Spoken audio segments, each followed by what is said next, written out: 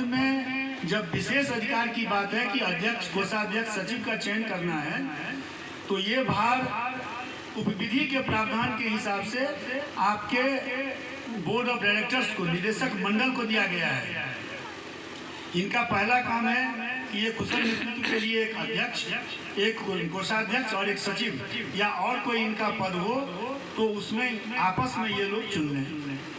दूसरा इनका कर्तव्य है कि जितने भी शीर्ष संस्थाओं के ये सदस्य हैं उनके प्रतिनिधि का भी चयन करें। उसके लिए बोर्ड ऑफ डायरेक्टर्स में से भी आ सकते हैं और समिति के जितने वैध मेंबर हैं, वैध मेंबर का मतलब है कि इस पिछले वित्तीय वर्ष के पूर्व जो सदस्य बने हों, 31 मार्च के पूर्व जो सदस्य हों, उसमें से भी इनको लाया जा सकता है। बोर्ड ऑफ डायरेक्टर्स जब आपस में बैठक करते हैं, किसी प्रस्ताव पर जब निर्णय लेते हैं, तो 3 शब्द हमारे यहाँ कोऑपरेटिव में प्रयोग होता है। विरोध शब्द, नकारात्मक शब्द सहकारिता में बिल्कुल नहीं है।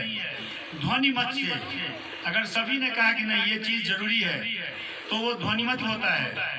उसके बाद अगर उस पर विचार विमर्श होता है और विचार विमर्श के प्रस्ताव सभी बोर्ड ऑफ डायरेक्टर्स को लगता है कि नहीं ये अच्छा है, तो सभी उपस्थित बोर्ड ऑफ डायरेक्टर्स, निदेशक मंडल कहते हैं इसको सर्वसम्मति से पास कर दो।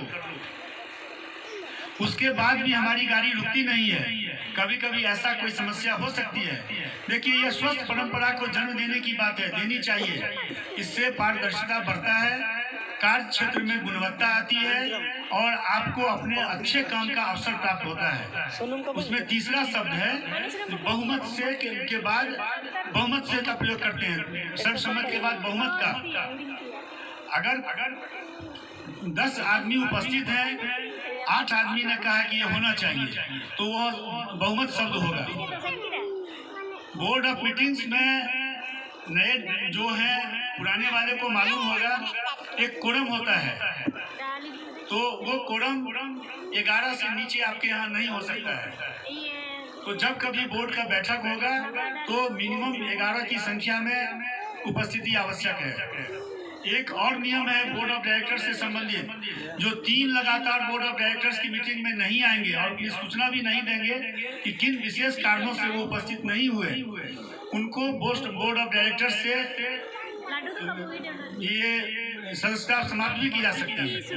इसलिए जरूरी है कि जितने भी निर्वाचित निदेशक गण हैं, वो अगर कोई विशेष परिस्थिति नहीं हो, व्यक्ति है, समाज है, शरीर है, तो समस्याएं आती रहेगी।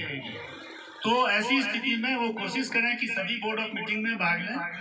अगर नहीं ले सके तो उसकी सूचना भी जरूर दें और सर्वसम्मति से, आपसी मेल से, कभी भी डिस्कशन जो होता है ना, विवेचना, विचार विमर्श बुरा नहीं होता है, स्वस्थ परंपरा से होना चाहिए।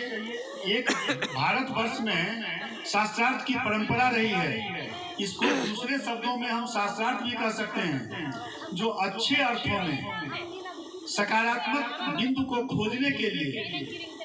विमर्श का मतलब होता है कि हमने कहा कि मैं बिजली परियोजना लगाऊंगा जो आपके यहाँ लोहरदगा में चल रहा है, तो उसमें उसके गुण दोष को रखना कि अगर हम वो परियोजना चलाएंगे तो कहाँ कहाँ हमको खामी होगा, कहाँ आर्थिक नुकसान होगा या कहाँ समस्या होगी, उसको कहते हैं विचार करना।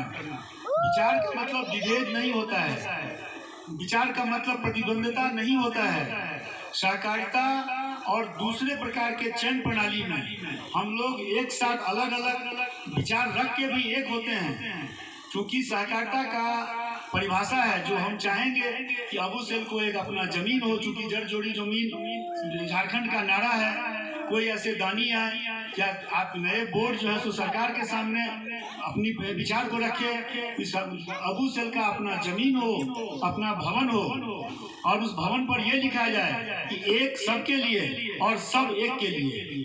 अभिप्राय हुआ कि ये सहकारिता जो है सो सभी अबू सेल के सदस्यों के लिए है और सभी सदस्य अपने हित की बात अबू सेल के माध्यम से करेंगे। उसी का मतलब हुआ एक सबके लिए और सब एक के लिए। इसके अतिरिक्त हम ऐसा कभी नहीं कहते हैं कि हमारी सहकारिता सिर्फ अपने मेंबर के लिए काम करती है। हमारी सहकारिता जो सहकारिता के 7 अंतर्राष्ट्रीय सिद्धांत हैं जो 1994 में ये की गई थी, उसमें 7वां सिद्धांत में है कि हम अपने समाज के लिए भी काम करते हैं, जो हमारे मेंबर हैं भी और जो नहीं भी हैं। तो मैं आशा करता हूं कि ये नवनिर्वाचित जो हमारे नेतृत्व गण हैं, निदेशक मंडल जिनको कहते हैं, मैं उनको मानता हूं कि ये नवनिर्वाचित जो नेतृत्व गण हैं उसी भावना से स्वच्छ और कुशल नेतृत्व, ईमानदारी पूर्वक, ईमानदारी का मतलब होता है कि अपने कार्य के प्रति निष्ठा, किसी के प्रति भेदभाव न करना, सब में जो हम लोग मान के चलते हैं कि समान विचारधारा के लोग बिना किसी रंग भेद के, बिना किसी धर्म भेद के, बिना किसी भाव भेद के एकत्रित होकर के सहकारिता का निर्माण करते हैं।